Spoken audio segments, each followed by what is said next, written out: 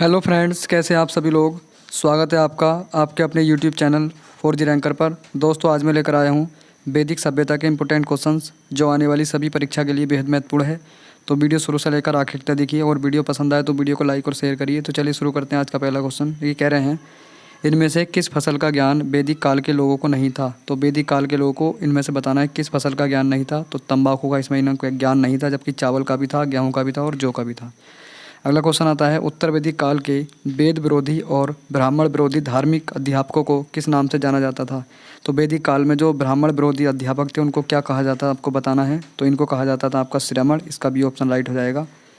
अगला क्वेश्चन आता है, वैदिक गणित का महत्वपूर्ण अंग है। तो वैदिक गणित का महत्वपूर्ण अंग माना जाता है आपका शुल्ब सूत्र को। इसका सी ऑप्शन राइट है। अगला क्वेश्चन आता है, किस वेद में प्राचीन वैदिक युग की संस्कृति के बारे में सूचना दी गई है।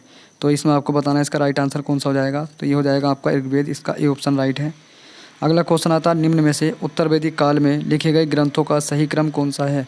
तो ग्रंथों का सही क्रम आता है, अब देखिए, वेद, सबसे पहले वेद लिखे गए थे, फिर ब्राह्मण, फिर अरण्यक और उपनिषद, यानी कि इसका राइट आंसर आपका पहला हो जाएगा। अगला क्वेश्चन आता है, वेदों की संख्या कितनी है। तो वेदों की संख्या आपको बतानी है कितनी है। तो वेद आते हैं आपके 4। इसका सी ऑप्शन राइट हो जाएगा। अगला क्वेश्चन आता है, कौन से 3 वेद संयुक्त रूप से त्रयी या वेद त्रयी कहलाते हैं। तो वेद त्रयी में जो कहलाते हैं आपका, तो ये कहलाते हैं आपका ऋग्वेद, यजुर्वेद और सामवेद। देखिए, अथर्ववेद को इसमें शामिल नहीं किया जाता है। अथर्ववेद को छोड़ करके बाकी तीनों वेद आपके वेद त्रयी कहलाते हैं। अगला क्वेश्चन आता है, भारत के राज्य में प्रयुक्त होने वाले शब्द सत्यमेव जयते किस उपनिषद से लिया गया है। तो सही सत्यमेव जयते लिया गया आपका, देखिए, मुंडक उपनिषद से। इसका ये ऑप्शन राइट हो जाएगा, इंपॉर्टेंट है। अगला है, ऋग्वेदिक आर्यों का मुख्य व्यवसाय क्या था। तो ऋग्वेदिक आर्यों का मुख्य व्यवसाय माना जाता था, देखिए, पशुपालन। इसका बी ऑप्शन राइट है। अगला क्वेश्चन आता है, संगीत, भारतीय संगीत का आदिग्रंथ किसे कहा जाता है। तो भारतीय संगीत का आदिग्रंथ कहा जाता है सामवेद को। इसका डी ऑप्शन राइट है। अगला है, प्रथम विधि निर्माता कौन है। तो प्रथम विधि निर्माता माना जाता है आपका मनु को। इसका राइट आंसर आपका पहला हो जाएगा। अगला क्वेश्चन आता है, कृष्ण भक्ति का प्रथम और प्रधान ग्रंथ कौन सा है। तो इसका प्रधान ग्रंथ माना जाता है, देखिए, आपका श्रीमद् भागवत गीता को। इसका बी ऑप्शन राइट है। अगला है, ऋग्वेद में संपत्ति का प्रमुख रूप क्या है। तो ऋग्वेद में आपको बताना है संपत्ति का प्रमुख रूप क्या है। तो ये देखिए, गोधन इसका प्रमुख रूप माना जाता है। इसका ए ऑप्शन राइट हो जाएगा। अगला क्वेश्चन आता है, ऋग्वेद के किस मंडल में शूद्र का उल्लेख पहली बार मिलता है। तो शूद्र का उल्लेख आपको बताना है कि इसमें पहली बार मिलता है। तो ये मिलता है आपका 10वें मंडल में। इसका डी ऑप्शन राइट हो जाएगा। अगला है, पुराणों की संख्या कितनी है। तो पुराणों की संख्या आपकी देखिए 18 है। इसका राइट आंसर पहला हो जाएगा, इंपॉर्टेंट है। अगला है, वैदिक धर्म का मुख्य लक्षण इनमें से किसकी उपासना था। तो वैदिक धर्म का प्रमुख लक्षण था, देखिए, प्रकृति की उपासना करना। इसका ये ऑप्शन राइट हो जाएगा। अगला है, किस देवता के लिए ऋग्वेद में पुरंदर शब्द का प्रयोग हुआ है। तो पुरंदर शब्द का प्रयोग जो हुआ है आपका इंद्र के लिए हुआ है। इसका ये ऑप्शन राइट है। अगला क्वेश्चन आता है, शुल्ब सूत्र किस विषय से संबंधित है। तो शुल्ब सूत्र का संबंध है आपका देखिए गणित से। अगला क्वेश्चन आता है, अस्तोमा सदगमय, तमसोमा ज्योतिगर्मीय, मृत्योमा अमृतगम्य कहाँ से लिया गया है। तो ये लिया गया है, देखिए, पूरा वाक्य आपका उपनिषद से। इसका राइट आंसर पहला हो जाएगा। अगला क्वेश्चन आता, आर्य भारत में बाहर से आए और सर्वप्रथम बसे थे। तो ये कहाँ पर बसे थे सबसे पहले आकर के। तो ये पंजाब में बसे थे। इसका सी ऑप्शन राइट हो जाएगा। अगला क्वेश्चन आता है, सूची 1 को सूची 2 से सुमेलित करना है। तो इसका राइट आंसर आपको बताना है। तो 25वें का राइट आंसर आपका देखिए पहला हो जाएगा, यानी कि इसका ए ऑप्शन राइट है। हड़प्पा रावी नदी के किनारे स्थित है। ऋग्वेद में देखिए होत्र, ऋग्वेद का संबंध होत्र से है। और देखिए, यजुर्वेद का संबंध अर्धवैयों से है। और आपका देखिए जो आपका आता है, अर्धवैयों का सामवेद का संबंध देखिए उद्गाता से है। और अथर्ववेद का संबंध ब्रह्मा से है। तो इसका राइट आंसर इस हिसाब से पहला हो जाएगा।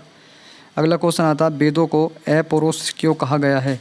तो वेदों को अपौरुष क्यों कहा गया आपको बताना है। तो ये देखिए, क्योंकि वेदों की रचना देवी देवताओं के द्वारा की गई है, इसलिए उसको अपौरुषीय कहा जाता है। इसका ये ऑप्शन राइट हो जाएगा।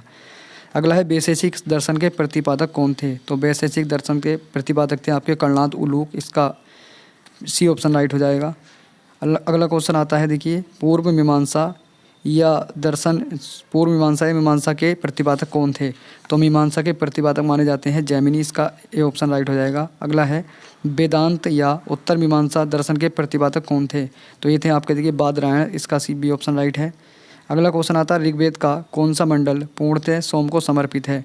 तो सोम को समर्पित है आपका 9वां मंडल। इसका सी ऑप्शन राइट हो जाएगा।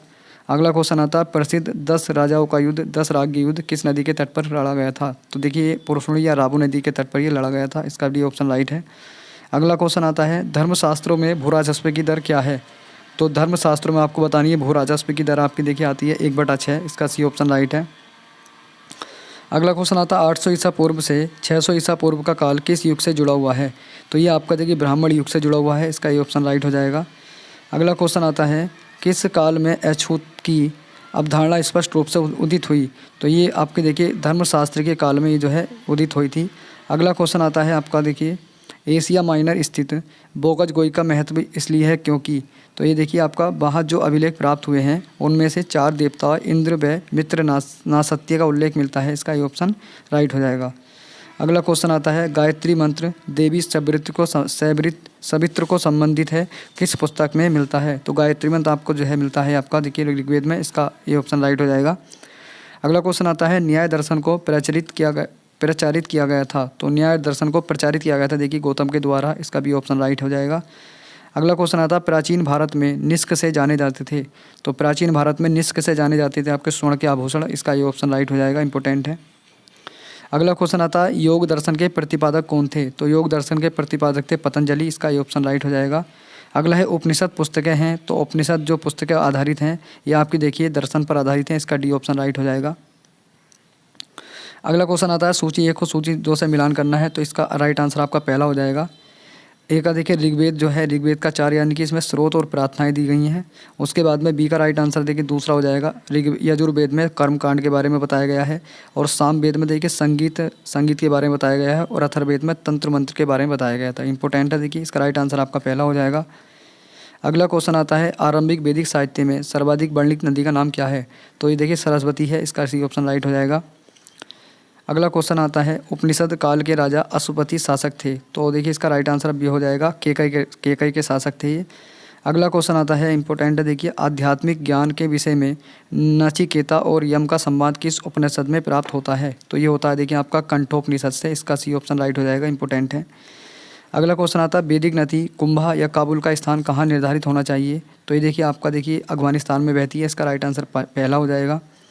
अगला क्वेश्चन आता है कपिल मुनि द्वारा प्रतिपादित दार्शनिक प्रणाली है? तो कपिल मुनि के द्वारा सांख्य दर्शन पर आधारित इनकी प्रणाली है। अगला क्वेश्चन आता है भारत के किस स्थल की खुदाई से लौह धातु के प्रचलन के साक्ष्य मिले हैं? तो लौह धातु के जो साक्ष्य मिले हैं ये अतरंजी खेड़ा से मिले हैं, इसका भी ऑप्शन राइट हो जाएगा, इंपॉर्टेंट है।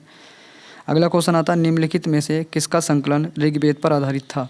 तो ऋग्वेद पर आधारित है आपका सामवेद, इसका भी ऑप्शन राइट हो जाएगा, इंपॉर्टेंट है। अगला है कौन प्रधान प्रस्थान त्रयी के नाम से या प्रस्थान त्रयी में शामिल नहीं है? तो प्रस्थान त्रयी में शामिल इसमें से आपको बताना है कौन नहीं है। तो देखिए भागवत इसमें शामिल नहीं होती है, जबकि भगवद गीता ब्रह्मसूत्र उपनिषद इसमें शामिल किए गए हैं। अगला क्वेश्चन आता है देखिए कह रहे कर्म का सिद्धांत संबंधित है? तो कर्म का सिद्धांत जो संबंधित है आपका देखिए मीमांसा से संबंधित है, इसका भी ऑप्शन राइट हो जाएगा। तो दोस्तों ये वीडियो का लास्ट क्वेश्चन था, अगर वीडियो पसंद आई हो तो वीडियो को लाइक करें और यदि चैनल पर नए हैं तो चैनल को सब्सक्राइब भी कर दें। चलिए मिलते हैं अगली वीडियो में, धन्यवाद।